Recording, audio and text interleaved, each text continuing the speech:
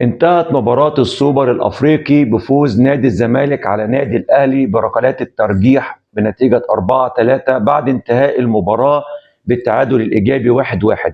لو هنتكلم على المباراة فنيا من وجهة نظري، المباراة على المستوى الفني ما كانتش بمستوى عالي، وده طبيعي لأن الفريقين في بداية موسم.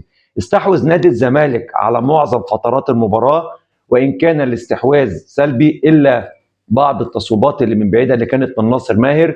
كذلك النادي الاهلي برضو ما كانش ليه اي هجمات تذكر تقريبا على نادي الزمالك. نادي الاهلي كان بيعتمد على الدفاع وساب الاستحواذ لنادي الزمالك، وكان بيلعب على الهجمات المرتده. ومع الاسف ان مقومات لعيبه النادي الاهلي، وده رايي فيهم من فتره مش من دلوقتي، ان هم المقومات في اللعب التحول من الدفاع للهجوم بطيء جدا جدا، وكانوا نازلين المباراه مستسهلينها تقريبا، او نازلين كسبانين المباراه قبل ما نلعبها، وما تعلموش من درس الموسم اللي فات امام اتحاد العاصمه لما نزل النادي الاهلي وكانه كسبان المباراه، وفي الاخر خسرنا امام اتحاد العاصمه. نفس السيناريو بيتكرر امام نادي الزمالك، والاهلي مع الاسف ما ظهرش نهائي في المباراه.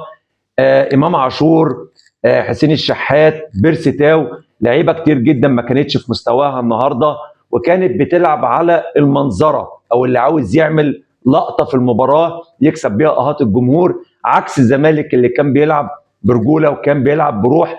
كان في ثقه عند لعيبه نادي الزمالك اكتر من لعيبه النادي الاهلي، خصوصا في حراسه المرمى، لقينا الكور اللي اتعامل معاها عواد مع نادي الزمالك كان في ثبات في اثناء تصدياته، لان على العكس تماما شفنا محمد الشناوي كان مهزوز. وانا رايي في محمد الشناوي انه مش افضل حارس في النادي الاهلي، لان انا بعترف ان مصطفى شوبير احسن من محمد الشناوي، كنت اتمنى ان هو يحترف ويبقى مصطفى شوبير هو حارس النادي الاهلي الاول، ولكن طالما هو موجود فاحنا مضطرين ان احنا ندعمه. معظم اللعيبه اللي موجوده في النادي الاهلي النهارده ما كانتش في حالتها. بحمل المسؤوليه كامله لمستر كولر.